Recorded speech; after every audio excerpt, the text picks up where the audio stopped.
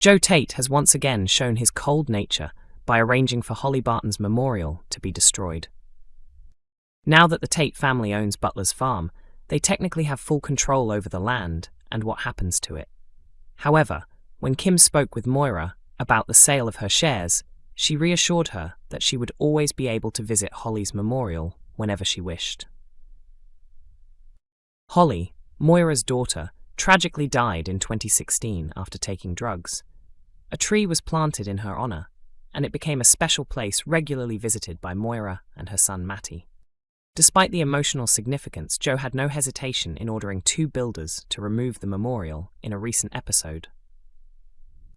Later on, Matty was walking through the fields when he made the heartbreaking discovery that the tree had been cut down along with all the decorations, leaving him devastated. He quickly informed the rest of the family before heading to home farm with Lydia. Kim and Graham were horrified and insisted they had no involvement, yet there was a strong feeling within the group that Joe was to blame. When Graham confronted him, Joe denied having anything to do with the destruction. Back at Wishingwell, the family were convinced of his guilt, but had no evidence to prove it. Trying to fix the situation, Graham contacted Kane, Chas, and Mackenzie, promising that the builders would restore the memorial and continue working until the family were satisfied. Having to deal with the aftermath left Graham furious, and he told Joe that he should leave important decisions to those more capable, as he had clearly mishandled things. Destroying the tree appeared to be another attempt by Joe to assert his authority, but it failed to impress. In fact, it nearly cost him his relationship when Dawn made it clear she wouldn't stay with him if he had been responsible. Joe managed to lie his way out of trouble for now, but it raises the question of how long he can keep the truth hidden.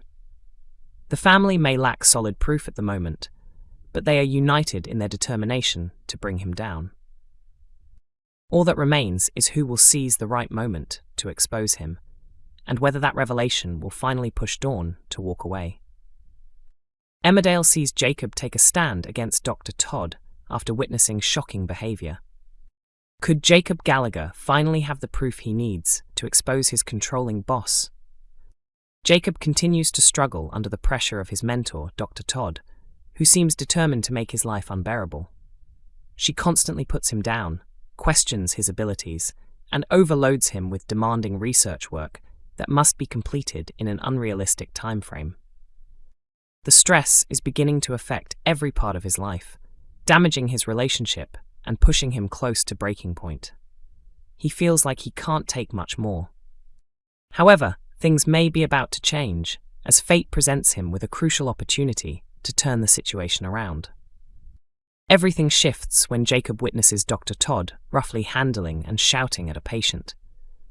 In that moment, her professional image cracks, allowing Jacob to see her true nature and realize he now has solid proof of her misconduct.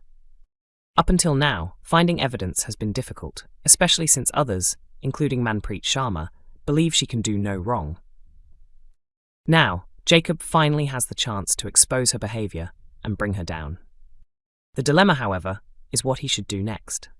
If he reports her, he risks jeopardizing his entire medical career. If he stays silent, he would be ignoring serious wrongdoing. Choosing to stand up for what's right, Jacob decides to act, even if it means putting his future at risk.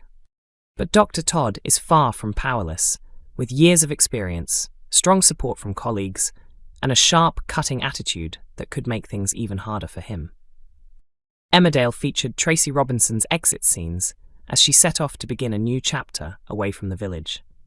After agreeing to an unexpected job offer from Cara Robinson, Tracy said her farewells to those close to her and left with her daughter Frankie by her side. These emotional moments also marked the start of Amy Walsh's maternity break in real life, as she and her husband Toby Alexander Smith recently welcomed their second child. In the episode, Tracy was shown finishing the last of her packing, while Vanessa watched, clearly saddened by the situation. Tracy admitted that painful memories in the village had been weighing heavily on her, and she needed to step away for a while. Vanessa expressed that she understood the decision and hoped everything would work out, though she couldn't hide her wish for Tracy to stay. Later, as Tracy stood outside with her boxes, Eric came over to say goodbye and wished her well for the future. Tracy pointed out that he seemed more concerned than Kane and questioned where Frankie's grandfather was. At the same time, Kane and the rest of the family were caught up in another clash with the Tates following the destruction of Holly Barton's memorial. When Kane eventually arrived to see them off, he was devastated to realize they had already left. However, Belle later informed Tracy about the situation, prompting her to wait so Kane and Frankie could share a proper goodbye. During their emotional farewell, Kane reassured Tracy that she was making the right choice and said that Nate would have been proud of her. He also promised to visit them at their new home after recovering from an upcoming operation. They shared a tearful embrace before Tracy and Frankie finally departed from the village. Emmerdale previews intense sledgehammer scenes in a special upcoming episode. Marlon and Paddy Dingle resort to an unusual way of releasing their stress as pressure continues to build in their lives. Despite their normally calm personalities, the pair end up venting their frustration by smashing up an old farm once owned by Celia Daniels. In this special two-hander episode, Paddy becomes overwhelmed about what lies ahead after admitting his role in Ray Walter's death.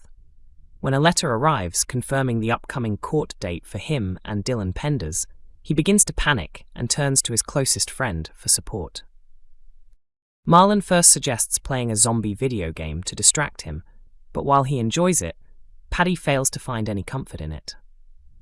Instead, Marlon comes up with a more extreme idea, heading to the abandoned property linked to Ray and Celia and letting out their anger there.